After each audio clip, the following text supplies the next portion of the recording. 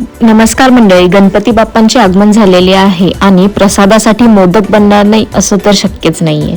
चला तर मग पाहूयात आज उकडीच्या मोदकांची रेसिपी. प्रथम आपण सारण बनवून घेऊयात. त्यासाठी आपल्याला लागणार आहे एक ओला नारळ. त्याचं बाहेरचं आवरण आपण काढून घ्यायचं आहे आणि नंतर मिक्सर मधून बारीक करून घ्यायचं आहे.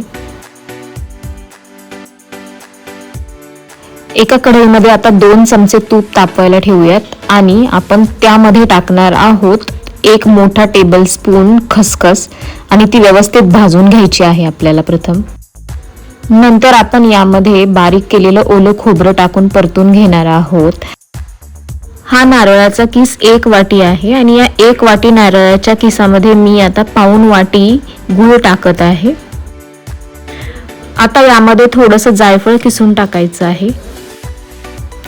आता या मिश्रणामध्ये आपल्याला 1 चमचा वेलची पूड टाकायची आहे आणि बारीक कापलेले ड्रायफ्रुट्स यामध्ये टाकून व्यवस्थित परतून घ्यायचं आहे. हे आपल्याला मिश्रण ड्रायफ्रूट रोस्ट होईपर्यंत आपल्याला हे व्यवस्थित परतून घ्यायचं आहे आणि त्यानंतर हे मिश्रण आपण बाजूला ठेवून आता आपण उकडीची तयारी करून घेऊयात.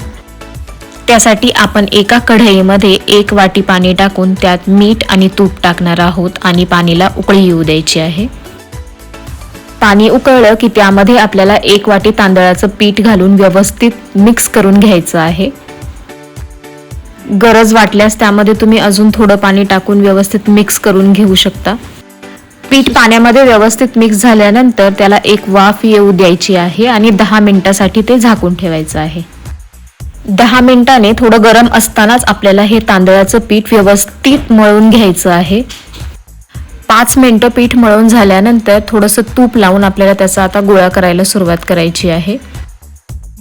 आपला गोळा मळून झालेला आहे तो आता एका ओल्या फडक्याने झाकून ठेवायचा आणि नंतर आपण मोदक करायला सुरुवात करूयात.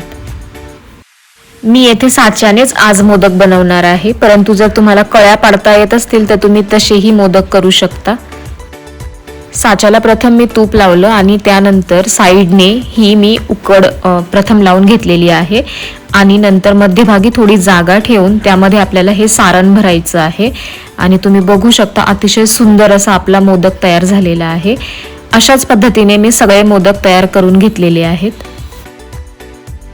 सगळे मोदक करून झाल्यानंतर मी प्रत्येक मोदकावरती एक केसराची दांडी लावलेली आहे. त्याने अगदी उकडल्यानंतर छान कलर दिसतो म्हणून हे सजावटीसाठी मी लावलेलं आहे. आता हे मोदक आपल्याला 10 मिनिटांसाठी उकडून घ्यायचे आहे. त्यासाठी मी स्टीमरमध्ये पाणी ठेवलेलं आहे आणि माझ्याकडे केळीचं पान नसल्याने मी एका पांढऱ्याच फडक्यावरती हे मोदक स्टीम करायला ठेवलेले आहेत. 10 मिनिटांनी एकदा ओपन करून बघा. जर चिटकत असेल तर परत 5 मिनिटांसाठी होऊ द्या आणि 5 मिनिटांनंतर आपले उकडीचे छान मोदक तयार झालेले आहे. अतिशय सुंदर दिसत आहेत आपले मोदक. मी एक मोदक तुम्हाला कापून दाखवते. तुम्ही बघू शकता त्यामध्ये सारण अतिशय छान पद्धतीने भरलं गेलेलं आहे. यावर तूप टाकून तुम्ही हे खाऊ शकता. असे बाप्पाचे मोदक तयार आहेत.